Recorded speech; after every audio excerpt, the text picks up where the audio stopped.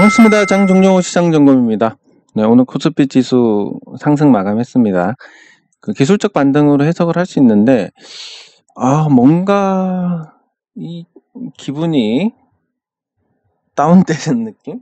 시장이 이 기술적 반등조차도 힘들어하는 이런 모습에서 우리가 생각했던 그런 장밋빛의 시장보다는 조금 많이 부족한 그런 시장이 만들어지지 않을까 예상을 해볼 수가 있습니다. 아직 60주선 위로 돌아서고 나서 60주선이 방향을 바꾼 이후로 한 번도 이걸 훼손하지 않았기 때문에 기술적으로만 본다면 만약에 하락하더라도 여기서의 반동이나 이런 거 한동안 지수가 갑자기 무너지는 것보다는 잘 버틸 가능성이 큽니다. 그래서 뭐 급하게 뭔가를 대응을 해야 될 필요는 없지만 이게 여기서 잘 버티다가 유동성의 힘으로 이중바닥, 통상적으로는 이중바닥이 나오는데 이중바닥 나오지 않고 여기서 이렇게 갈 거라고 생각했던 부분이 여지없이 깨졌으니까 여기서 이제 올라오면 이중바닥인데 보통 이렇게 저점을 깬 상태에서의 이중바닥은 에너지가 약합니다. 물론 가끔은 아닌 경우도 있지만 에너지가 약하니까 여기서 반등하고 또 떨어지는 중심선이나 21선에서의 저항 같은 거 받고 매물 저항 받고 이 과정들을 생각하면 주도주, 강력한 주도주가 등장하지 않는 이상은 지수가 시원하게 올라가기가 힘들겠다. 특히 이 지수 차원에서 이제 올라가려면 삼성전자 외에 이전에는 전기차 관련주라든지 이런 쪽에서 지수를 많이 견인을 했습니다. 근데 지금은 그 종목들이 플랫폼이라든지 그런 애들이 이제 죽을 때가 됐지. 여기서 더 올라간다? 이게 구조적으로 굉장히 어렵다는 거를 인지를 하시면 좋을 것 같은데, 뭐 하나씩 예를 들면 LG화학, 그동안 많이 올랐던 종목들. LG화학 같은 경우는 이게 조금 크게 보는 게 좋을 것 같습니다. 일단 주봉 내에서도 꺾였기 때문에 LG그룹에서 여기서 자금 조달하는 게 앞으로 사업에 사활이 걸려 있으니까 어떻게든 주가 관리를 할 거고 이게 한 번은 요 60주선에 회복을 할 겁니다. 보통 통상적으로 한 4주 정도 걸리고 회복을 하는 패턴이 나오는데 그렇다 하더라도 1월 고점부터 해서 이렇게 죽어가고 있는 상태고 한번 회복하고 난 뒤에는 더 걷잡을 수 없이 무너지는 흐름이 나오지 않을까 이렇게 예상을 해볼 수가 있습니다. 네, 그래서 만약에 여기서 올라가면 어떻게 할 건데 근데 올라가는 걸 감안했을 때도 그렇습니다. 여기서 요 매물대가 굉장히 크고 요 80만 원부터 해서 100만 원까지 물린 투자자들이 많을 겁니다. 그러면 요 물량을 이 80만 원에서 뭐 100만 원까지 물린 투자자들이 LG화학이 500만 원 가고 1000만 원 간다고 산 투자자들은 아닐 거니까 그러면 이제 이 물량을 받아내야 됩니다. 지금 당장 오를 거면. 한 2년 정도 있으면 물을 타든지 손절을 하든지 해서 매물이 많이 옅어지겠지만 당장 오를 거면 이 많은 물량, 그것도 주당 80만 원에서 100만 원이라는 고가의 물량을 받아내야 되는데 입장 바꿔서 거기서 물량을 다 받아내고 주가를 견인할 만한 주체가 과연 있을 것이냐. 뭐 그런 걸 생각하면 아주 어려운 부분이 아닐까 싶습니다. 예, 특히 전체 거래에서 전체 주식에서 한 20% 정도가 이 80만 원 위에 포진을 하고 있다라고 보면 이걸 올리는데 한 10조 정도가 됩니다. 과연 10조 원을 여기서 싸가지고 이 매물을 소화를 할 수 있을 것이냐 생각하면 그게 어렵지 않을까. 마찬가지로 카카오도 마찬가지입니다.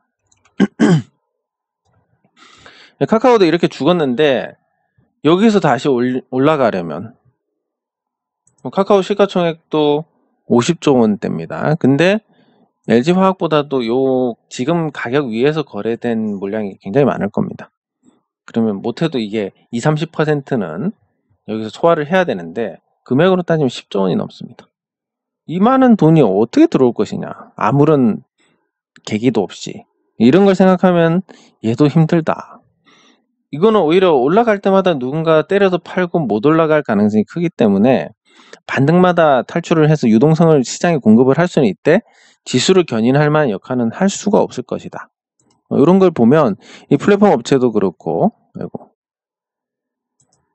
그리고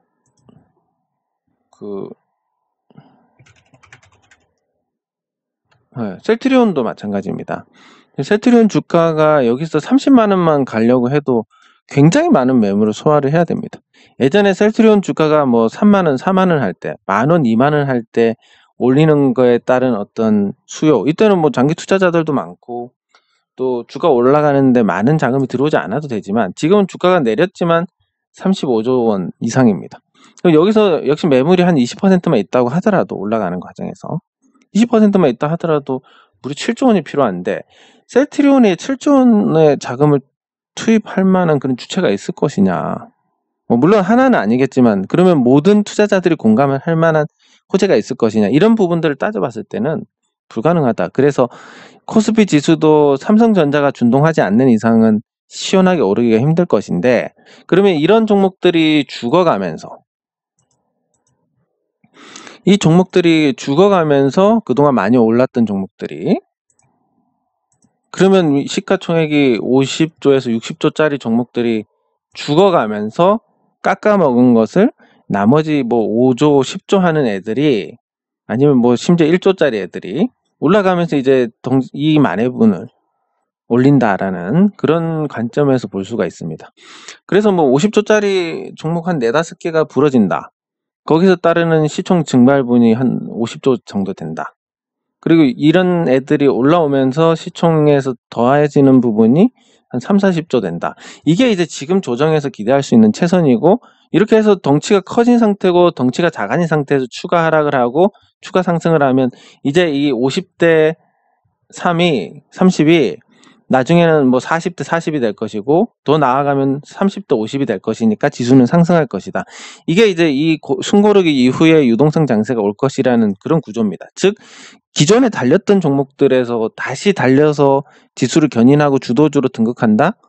돈에 투입해야 될 돈에 비해서 나중에 털고 나올 수 있을 것이냐 없을 것이냐에 대한 확신도 없고 그 많은 액수의 금액을 어떻게 털고 나오겠습니까? 이런 걸 봤을 때는 지금 기존에 달렸다가 부러진 종목들은 반등마다 다 줄여나가야 된다. 전기차 플랫폼 이런 쪽은 몽땅 던져야 됩니다. 네. 지금 틀리면 어떡할 건데 뭐 틀리면 할 수 없는 거고 예 그렇게 생각하시면 되고 근데 이 백신을 맞으니까 확실히 컨디션도 안 좋고 좀 그렇습니다. 팔도 안 올라가고 예 그러다 보니까 시장에 대해서 기분에 따라서 사람들은 또 판단을 다르게 하기 때문에 한국 사람들이 특히 저도 마찬가지고 한국 사람들이 기분 좋을 때는 뭔가 모순된 부분도 수용하고 잘못된 부분도 그냥 흔쾌히 넘어가고 그러지만 기분이 안 좋을 때는 뭐 문제될 것도 없음에도 불구하고 문제를 삼고 그렇게 합니다. 그래서 지금 제가 컨디션이 좀 안 좋기 때문에 시장에 대해서 조금 더 부정적으로 보는 게 아닌가. 이거는 여러분들께서 보시고 조금 걸러내셔야 됩니다. 예, 그리고 코스닥 기술적인 반등이 나왔는데 반등 나와서 이제 머리 딱 맞을 시기가 남았습니다. 그러면 인버스를 미처 투자를 못했다 하시는 분들은 요 자리쯤에서 대기를 하시면 되겠습니다. 여기서. 네, 그리고 코스닥이 더 무너질 것이라고 보는 건 변함이 없는데 왜냐하면 코스닥 시가총액 상위 종목 중에서 저평가 종목이 아닌 게 없습니다. 코스피는 그나마 저평가 종목이라도 섞여 있지만 코스닥은 그게 전혀 없습니다. 네, 그래서 이렇게 시장이 나빠지고 거품이 빠지는 시점에서는 코스닥 시가총액 상위 종목들의 타격이 굉장히 클 것이고 그게 좀 더 부정적인 영향을 코스피보다는 받지 않을까 싶은데 이 시총 상위 종목들이 줄어들게 되면 나머지 아주 작은 개별 종목들이 각계로 올라가서 요 만회를 해 나가는 이런 그림 이제 그려볼 수 있는 최상이고 특히 내년에는 주식 수익에 대한 양도세를 과세하는 과세하지 않는 마지막 해입니다. 그러니까 이런 큰 종목들은 모르겠지만 작은 종목들은 세금 내지 않을 때 한번 제대로 해먹어야 될 것이다. 그래서 내년에 유동성 장세가 오면 분명히 중소형주에 큰 기회가 올 것인데 당장은 투자 심리가 나빠지는 부분 코스닥 시가총액 상위 종목이 내려가면 이 종목을 갖고 있던 투자자들이 초창기 하락에는 어떻게 대응을 합니까? 일반적인 투자자들이 조금 내리면 물을 탑니다. 더 내리면 다른 거 팔아서 탑니다. 그래서 다른 거 팔고 들어가기 때문에 이 다른 거에 해당되는 이 종목들은 일시적으로 조정 초기에는 더 약세일 수 있습니다. 그래서 지금 그런 작은 종목들도 부진한 현상이 나타나는 거고, 그렇게 해서 떠날 사람 떠나고 이제 남은 사람들, 믿음이 있는 사람들만 남아있는 상태에서 새롭게 유동성이 들어온다. 예, 아니면 내년까지를 보고 마지막으로 해먹기 위해서 뭐 보이지 않는 손이 작동을 한다. 예, 이런 관점에서 볼 수 있으니까 코스닥 시가총액 상위 종목 코스닥 지수에 대해서는 부정적이지만 중소형주들은 조정이 좋은 매수 기회가 될 수도 있습니다. 예, 그거는 감안을 하셔야 될 것 같고. 예, 그리고 댓글 확인하도록 하겠습니다.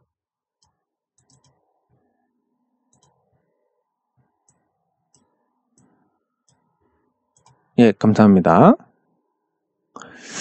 예, 환율이 대형주에는 환율이 굉장히 영향을 많이 끼칩니다. 거의 환율이랑 반대로 갑니다. 갑자기 원달러 환율이 1200 이상으로 올라갔다. 이거 분명히 조정 크게 나옵니다. 근데 그렇지 않고 적당히 뭐 공방 중이다. 그럼 지수도 잘 내려가지 않습니다. 그리고 이 부분을 외환 당국이 잘 알고 있습니다. 과거에 뭐 도이치 사태라든지 선물 옵션 만기일마다 선물 옵션 만기일마다 이런 큰 변동이 나왔던 원인을 찾아보니까 환율이더라. 그래서 외환 당국이 신속하게 개입하니까 주식시장도 빠르게 안정을 찾더라. 이런 부분들이 학습이 되어 있기 때문에 환율을 통제를 할 수 있다면 시장이 안정이 되는 거고, 환율 통제가 안 된다면 시장은 좀 더 부정적인 영향을 받지 않을까, 이렇게 좀 단순화해서 생각을 하시면 되겠습니다. 네. 예, 그러니까 요런 관점에서 생각을 하시면 되겠습니다. 말씀하신 것처럼 안 사진 종목, 다른 종목들은 충분히 매수 기회를 주고 매수 기회를 잘 안 준다. 매수 기회를 잘 안 준다는 건 무슨 의미냐면 이렇게 간다는 겁니다. 아주 빠르게. 매수 기회를 주는 종목들은 이렇게 간다는 겁니다. 한참을 줍니다. 즉 안 올라가니까. 그래서 안 사진 종목만 잘 올라갑니다. 이게 무슨 머피의 법칙이나 내가 사면 안 돼 이런 게 아니라 우리가 객관적인 사실관계를 잘 파악을 해야 시장에 대해서 오해를 안 하게 됩니다. 그러면 뭐 하나 더 해가지고 내가 팔면 왜 올라가느냐. 여러분들의 매매 습관을 보시면 올라가면 수익 날 때 빨간불일 때 매도를 합니다. 그러면 이 추세라는 게 있기 때문에 주가가 상승하게 되고 그 주가 상승하는 추세 사이에서 매도를 한다. 최고점에서 매도할 경우는 잘 없으니까 확률적으로 이렇게 나눠봤을 때. 그러니까 팔고 나서 올라갑니다. 그럼 내가 왜 사면 내려가냐? 많이 떨어진 거 삽니다. 마찬가지로 저점에서 살 가능성 많지 않습니다. 그러면 일시적으로라도 손실 구간을 보게 됩니다. 이렇게 이제 사실관계를 잘 파악을 해야 되는데 포스코가 안 사져서 잘 올라가는 거 역시 매수 기회를 안 주는 종목이 잘 움직이는 와중이니까 기회를 잘 안 주더라. 이런 걸 정확하게 파악을 하시면 좋고, 네, 그리고 버리고 싶은 애들이 마이너스 1, 20%다. 이런 건 버리셔야 됩니다. 이론적으로 보면 이렇게 종목이 있으면 수익인 종목이 있고 손실인 종목이 있을 겁니다. 그러면 우리가 아무런 학습이 없는 상태에서 생각하면 여기서 수익이 있는 걸 가지고 팔아서 수익 없는 걸 사서 물을 탑니다. 그러면 이 내린 종목들은 더 내려가고 오르는 종목은 더 올라갑니다. 그러면 여기서 수익의 기회를 놓치고 추가 하락에 또 부담이 커지게 됩니다. 손실도 늘어나고. 그렇기 때문에 사실은 이건 잘 하기 힘든데 손실인 거 정리해서 수익인 거에 올라타야 됩니다. 그게 확률적으로 훨씬 나은데 심리적으로 그게 안 되니까. 두 가지 측면에서. 하나는 손절하는 순간 내가 틀렸다라는 거 인정을 하는데 그걸 인정할 수 있는 사람이 잘 없습니다. 그리고 두 번째는 일시적으로 비싸다, 싸다, 요게 결정이 되니까 아니 상식적으로는 비싼 걸 팔고 싼 걸 사는 게 맞습니다. 근데 그게 상식이 아니라 추세로 봐야 되니까 추세가 꺾인 싼 종목을 팔고 추세가 살아있는 비싼 종목을 사야 되는데 이 두 가지 모두 우리 심리에서 이겨내기가 힘든 거기 때문에 학습을 통해서 접근을 하지 않으면 굉장히 어려운 선택이다라고 보시면 되겠습니다. 예, 감사합니다. 감사합니다. 예, 감사합니다. 참 우리 시장이 이건 시장 탓을 하는 건 좋지는 않지만 시장의 문제라고밖에 볼 수가 없습니다. 왜냐하면 미국 시장 같은 선진 시장들은 장기간 이렇게 움직입니다. 특히 미국은 뭐 2008년 이후로 계속 올라가고 있는데 이런 경우는 당연히 중간에 내리면 무조건 손해입니다. 그러니까 장기 투자를 하는 게 맞고, 그리고 미국 기업들은 금융시장이 전 세계 자금의 절반이 모이는 엄청난 유동성에 자체 시장만으로 성장 예상이 가능한 거, 예를 들면 이거랑 비슷합니다. 우리나라 이 서울하고 서울에 근접한 뭐 과천이라든지 아주 일부 지역은 분양만 하면 완판입니다. 그러니까 이 분양 리스크, 수지표를 작성할 때 분양 리스크에 대한 문제가 거의 없습니다. 거의 수지표대로 수익이 나온다라고 볼 수 있는데 그 나머지 지역은 변수가 굉장히 많습니다. 네, 마찬가지로 미국 주식시장이라고 한다면 서울 또는 서울 주변의 부동산이라고 생각하시면 될 겁니다. 만약 이 회사가 성장한다, 그러면 미국은 그런 법과 제도가 굉장히 잘 정비가 되어 있기 때문에 그 누군가 따라해서 이걸 망칠 가능성도 크지 않고, 그렇게 해서 쭉 장기간 성장을 하고 주가가 먼저 반영을 해서 나중에 맞춰지는 이런 구조가 됩니다. 근데 우리나라는 어떻게 되냐면 뭐 오른다 해서 우르르 올랐다가 또 아니네 내렸다가 올랐다가 내렸다가 이런 패턴을 반복하고 어떤 성장성을 가지고 장기간 오르는 종목들이 거의 흔치 않습니다. 예, 그렇기 때문에 그냥 사고 팔고 할 수밖에 없는 구조가 되어가는, 그냥 장기 투자할 거야 라고 보유한 사람들 결국에는 수익이 난다 하더라도 이론적으로 못 따라갑니다. 뭐냐면 미국은 이렇게 간다면, 설사 이렇게 가는 종목이 거의 없지만 간다 하더라도 뭐 이렇게 갔다가 이렇게 간다라고 치면, 아니 생각을 해보면 여기서 팔고 여기서 사고 여기서 팔고 사고 팔고 샀다가 뭐 이걸 먹고 이런 게 그냥 쭉 갖고 있는 것보다 훨씬 나으니까 장기 보유에 대해서 물려서 장기 보유하는 건 잘하지만 그 외의 거는 굉장히 설득을 할 수가 없는, 투자자들이 전부 거기에 이제 그런 방식으로 하다 보니까 더더욱 시장이 변동 없이 가기가 어려워지는, 예, 그런 상태가 됩니다. 그래서 시장 탓을 할 수밖에 없는 거고, 이 다른 시장에 적응을 해야 되고, 제가 장담컨대 워렌 버핏이 미국에는 난리지만 한국 주식 투자해보라고 하십시오. 100% 저보다 못할 겁니다. 아니 여기 계신 분들 대부분보다 못할 겁니다. 왜? 시장이 어려우니까. 그러면 달리 생각하면 그렇습니다. 예. 지금 시장에는 지금 기술적 반등에 정리를 하는 게 맞습니다. 예, 달리 생각하면 그런 부분이 있는데, 뭔 얘기 하려고 그랬지? 까먹었는데. 워렌 버핏 얘기를 했었고, 그 시장, 맞다. 요거. 예, 지금은 미국과 한국 시장을 보면 한국 시장이 형편은 없지만 그래도 장점이 있습니다. 일단 익숙하고 우리 돈을 쓰니까, 두 번째 세금이 없고 거래세는 있지만 양도 차익 과세가 없습니다. 이 두 가지 장점 때문에 한국 증시에 투자를 하는 건데 2023년이 되면 세금이 미국하고 똑같아집니다. 그러니까 안 할 이유, 이거 한국 주식에 투자할 이유가 많이 줄어듭니다. 물론 5천만 원 수익까지는 공제가 되지만, 그리고 점점 해외 주식을 접하기 쉬워지게 되면서 익숙한 부분도 사실 좀 줄었고, 이렇게 되면 이제 2023년 이후에 한국 증시에서 유동성이 많이 빠져나갈 가능성이 높지 않겠냐, 뭐 이런 거 보면 이제 더 전망이 안 좋고, 그래서 지금은 내년 말까지는 한국 증시가 맞지만 우리가 투자를 해야 될 대상이, 그 이유는 이제 해외로 가는 게 맞지 않을까 생각을 해봅니다. 또 하필 해외로 가면 그때부터 해외 시장 폭락하고 이런 일이 생길 수 있으니까 참 그것도 선택도 애매한 부분인데, 어쨌든 그렇게 시장이 다르다는 부분을 이해를 하고 계셔야 억울한 일을 그나마 줄일 수가 있습니다. 예, 감사합니다. 하나 에어로스페이스는 이따 살펴보겠습니다. 예, 감사합니다. 예, 감사합니다.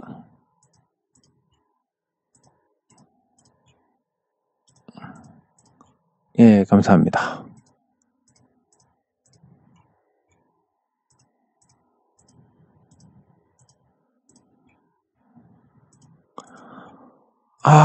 근데 예, 감사합니다. 근데 이게 참 지금같이, 예, 컴투스도 같이 보도록 하겠습니다. 지금같이 나쁜 시기에 뭐 우연한 일로 좀 투자금이 말라버린 이 상황이 개인적으로 다행이다라고 생각하는데, 그렇지만 또 여기 계신 분들이 고통받는 걸 생각하면 또 마음이 편하지는 않습니다. 예, 그래서 예, 같이 살펴보겠습니다. 그래서 이게 어쩔 수 없는 부분, 예, 감사합니다. 어쩔 수 없는 부분, 그러니까 그 똑같은 상황이고 똑같은 시장에 들어가도 각자의 어떤 상황에 따라서 다른 결과가 나온다. 결국 이거는 운이라고밖에 할 수 없는데 그 운에 대해서 이게 너무 크니까 시장에서 또 아무리 사람이 할 수 있는 걸 다 해도 한 30%밖에 안 됩니다. 진짜 70%는 운의 영향을 받으니까. 그래서 이제 제가 말씀드리는 게 저는 뭐 나름 숫자로 점도 보고 뭐 말도 안 되는 짓을 많이 합니다. 왜? 이거 운에 따라서 달라지기 때문에 이거는 뭐 파악을 할 수가 없으니까. 예, 그래서 뭐 여러 가지 다양한 방법들을 통해서 그나마 이제 운이 좋을지 나쁠지를 따져보는 거. 예, 그런 것까지 필요한데 그래서 뭐 이상한 꿈 해몽도 해보고 뭐 온갖 짓을 다 해봤습니다. 예, 그래서 그런 것까지도 한번 노력을 해보시는 것도 나쁘지 않을 것 같고. 근데 이 운의 시장에서 겪어보니까 운이라는 게 작용하는 가장 큰 게 한번 싹 정리해서 현금화 시키는 거. 그럼 사실 우리가 대부분 주식을 거의 다 사버리기 때문에 그 상태에서 지수가 시원하게 오르고 내 종목이 시원하게 오르고 이런 운은 사실 거의 없습니다. 그리고 한국의 코스피도 많이 떨어지면 저가 매수해서 제자리로 갔을 때 파는 이게 가장 유효한 전략이라고 봤을 때 운을 받으려면 한번 이제 뜬금없이 현금화를 해보는 것도 필요한 방법입니다. 제가 권장하는 것은 도저히 이거 안 내려갈 것 같다. 정말 기세 좋네. 이럴 때 현금화 하시는 거. 그러면 그 뒤에 운이 따를 수가 있습니다. 네, 그러면 말씀하신 종목들 살펴보겠습니다. 근데 약간 좀 두통도 있고 땀도 좀 나는 것 같고 뭔가 기분이 안 좋은, 컨디션이 안 좋은 그런 상태인데 뭐 주말 지나면 좀 나아지지 않을까 생각을 해봅니다. 예, 그러면 말씀하신 종목 중에서 하나 에어로스페이스. 예, 질문이 아주 또 그러니까 목적성 있는 질문이라서 좋은데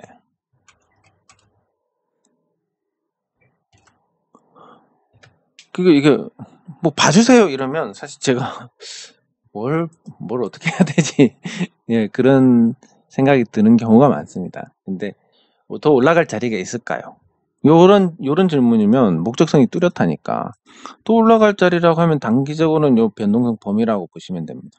그러면 범위로 봤을 때 현재 52,000원이고 한 54,000원까지 열려 있는 그런 상태고, 그럼 아래쪽으로 리스크는 변동성 범위 아래쪽으로 보면 한 47,000원 정도고 현재가보다 한 3,000원, 위로는 4,000원. 그러면 이게 이 시장이란 게 결국은 위험과 수익을 맞바꾸는 겁니다. 하이 리스크 하이 리턴이고 로우 리스크 로우 리턴입니다. 그래서 위험과 수익을 바꾸는데 현 시점에서는 위험이 다소 낮고 수익이 위험보다 높습니다. 이런 건 기대 수익 대비 리스크가 작기 때문에 보유를 하는 게 이론적으로는 맞습니다. 그럼 요 54,000원 가서 팔아야지 이게 아니라 54,000원에 가까워질수록 이 리스크는 올라가고 기대 수익은 내려갑니다. 그러니까 점점 매도를 고민을 하셔야 되는 겁니다.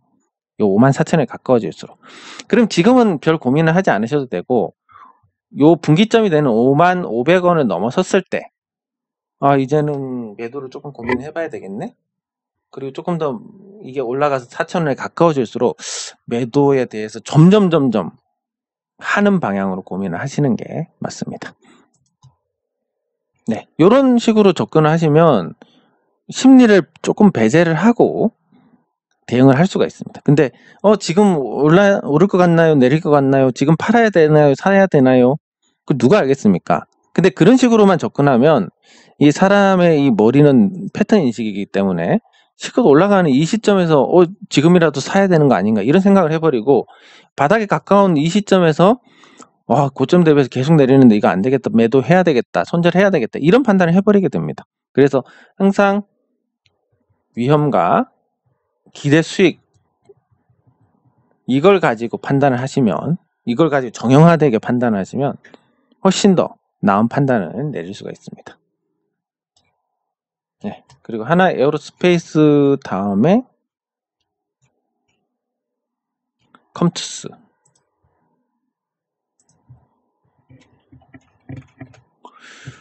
네, 컴투스는 계속 흘러내리고 있습니다.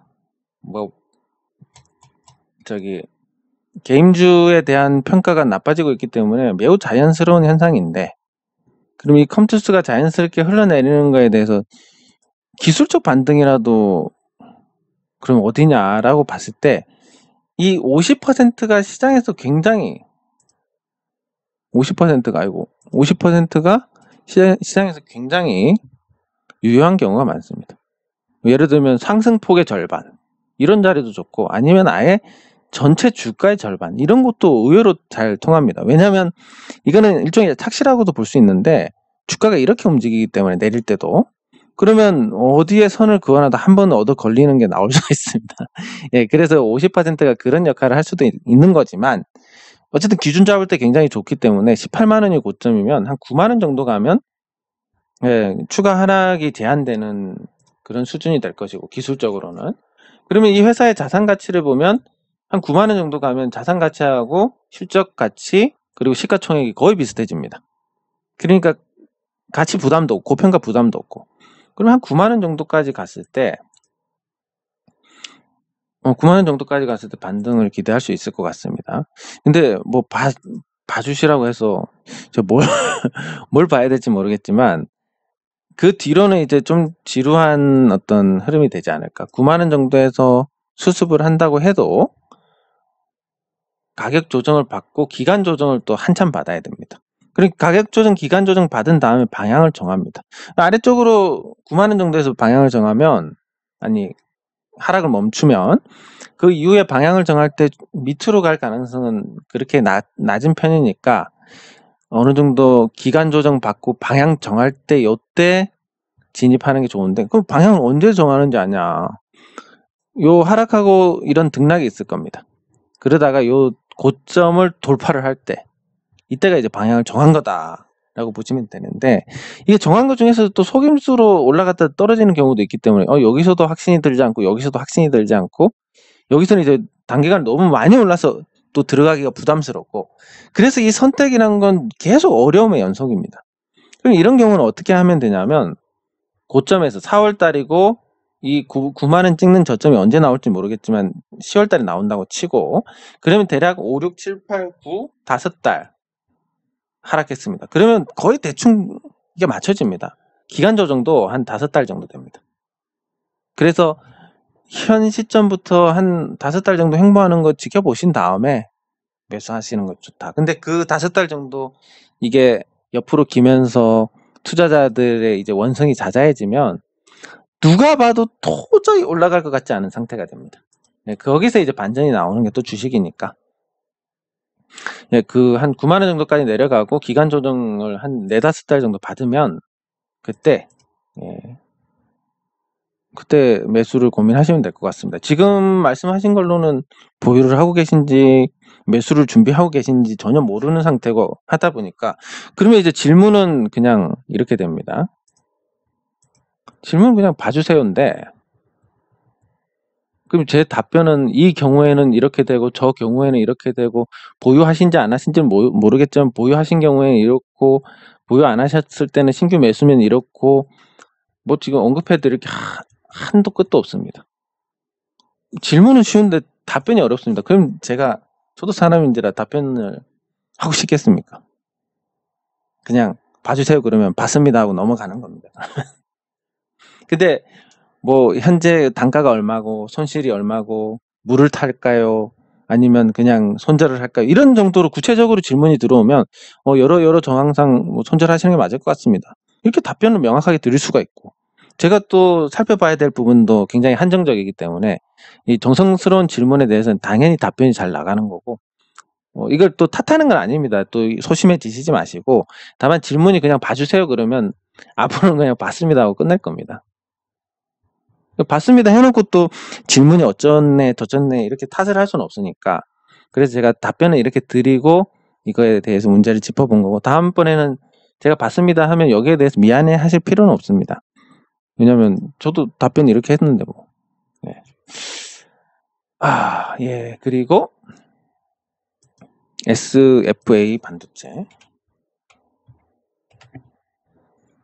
예, 반도체 장비에 대해서는 저는 좀 부정적으로 생각을 하는 게, 전 세계적으로 이 반도체 장비 수요라는 게 많지만, 그 수요에서 아주 독점적으로 뭔가를 생산하는 업체들은 굉장히 한정돼 있습니다. 네덜란드나 뭐 일본의 몇몇 소재 업체들, 장비 업체들 한정이 되어 있고, 국내 업체들은 그냥 삼성전자하고 SK 하이닉스의 맞춤형으로 지금 진화가 되어 있습니다. 그럼 삼성전자하고 SK 하이닉스가 앞으로 큰 성장을 할 것이냐, 시장이 정체돼서 수익성은 유지를 할 수 있을지 모르겠지만 투자의 규모라든지 이런 소재 사용량은 제한이 되어 있을 것이다. 그래서 반도체에 대해서 저는 부정적으로 생각을 하는데, 반도체 장비주들은 오히려 많이 올라갔습니다. 지난날 많이 상승을 했고, 그래서 지금 주가를 보면 많이 올라와서 조정을 받고 있는 그 정도의 상태입니다. 그러면 이 조정 받았는데 역시 똑같이 돈의 관점에서 보면 이 SFA 반도체라는 종목이 앞으로 지금 시가총액이 1조가 넘는데 앞으로 1,000억짜리 영업이익을 낼 만한 잠재력이 있느냐, 좀 힘들 것 같고, 그러면 물량으로 이걸 제압할 수 있느냐라고 봤을 때 지금 6,000원대고 만원까지 한 주당 4,000원 정도의 공백이 있습니다. 이 공백에서 떠도는 물량을 다 흡수를 하고 다시 상승할 만큼의 자금이 이 회사의 주식으로 몰려들 수 있겠느냐, 한 2, 3천억 되는 돈이 몰려들겠느냐라는 관점에서 봤을 때도 좋지가 않습니다. 그리고 업황은 반도체가 나쁘진 않지만 업황은 삼성전자, SK 하이닉스 맞춤형이기 때문에 성장성이 제한이 되어 있고 수익성도 저만하면 뭐 많이 보장을 해준 거니까 더 좋아질 것 같지는 않고, 규모를 갖추는 것도 한정적이고, 추가로 어떤 납품처를 찾아가지고, 예, 그리고 반도체주 전망도 뭐 아주 핵심적인 장비가 아니면 딱히 어떤 매력이 없다라고 보고 있어서, 전반적으로 봤을 때는 이거에 대해서 추가 매수하는 건 좀 아니지 않나 생각이 듭니다. 단기적으로는 주가가 많이 빠지긴 했지만, 그리고 고점 대비 40%면 뭐 단가가 많이 높은 분들은 또 고민을 볼만 한데, 제가 경험적으로 정한 원칙은 마이너스 30%가 넘어가야 물타기 효과가 나타난다. 예, 그래서 여기서 한참 더 빠지면 한 5,000원까지 가고 나면 그때 한번 고민을 해보시는 게 좋을 것 같습니다. 예, 그리고 HMM.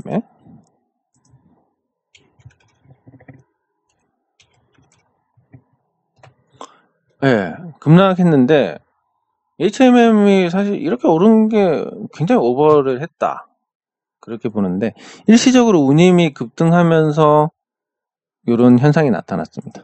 운임이 급등해서 지금은 컨테이너선 주문해가지고 투입만 하면 수익이 나는 건데, 그럼 이게 건조해서 인도할 때까지 시간이 얼마 걸리냐 그러면 2년 정도 걸립니다. 근데 국내 조선사들이 일감이 다 차 있지 않기 때문에 지금 주문하면 거의 바로 들어갈 거고, 그럼 운임이 상승하기 시작한 시점이 작년 여름 정도 되니까 벌써 한 1년 정도 시간이 흘렀습니다. 1년 정도 시간이 흘렀고, 그리고 지금처럼 초호황이 많이 오랫동안 유지가 안 될 것이다. 그러면 뭐 합병하고 이런 부분에서 운임 높아지고 이런 부분에서 요 HMM이 수혜를 받을 수 있는 부분도 뭐 한정이 되어 있습니다. 한 1년 정도 더 받을 것이다. 그 이후에는 연간 한 1조 정도 수준으로 영업이익이 줄어들 것이다. 그거 이하로도 줄어들 가능성이 있고, 그렇게 보면 이 회사가 적정한 주가로 돌아간다라고 보면 여기서 한 30% 정도는 하락 요인이 발생을 합니다. 현 시점에서도. 여기서 30%면 2만 원 정도. 이 정도 수준이 될 가능성이 높은데, 왜냐면 한정된 걸 하는 게 아니기 때문에 누구나 할 수 있는 배를 빌려서 그거를 투입을 하는 거기 때문에 예, 그래서 하락하고 지금 뭐 주주들 중에서도 신용보증기금도 있고 주식이 국민연금은 뭐 장기 투자를 하더라도 산업은행도 언제든지 매각할 수 있고 이런 오버행 이슈를 감안했을 때 이 회사가 그렇다고 실적을 많이 냈다 해서 배당을 할 수 있는 것도 아닙니다. 왜냐하면 과거에 누적된 적자가 많기 때문에 그거를 올해 겨우 터는 정도입니다. 배당은 못 할 겁니다. 배당도 안 나오고 실적 나오면. 근데 내년 정도 되면 이제 신규 컨테이너선이 투입이 되면서 운임이 떨어질 가능성이 크고 이런 걸 종합적으로 봤을 때 요 HMM에 대해서 지금 46,000원에 사셨는데 뭐 지금 33,000원까지 이게 뭐 어떤 대응을 해야 될지 판단은 어렵지만 뭐 추세가 무너졌으니까 반등할 때는 정리를 하셔야 되지 않을까 싶습니다. 예. 장 종료 후 시장 점검은 여기서 마치도록 하겠습니다. 수고하셨습니다.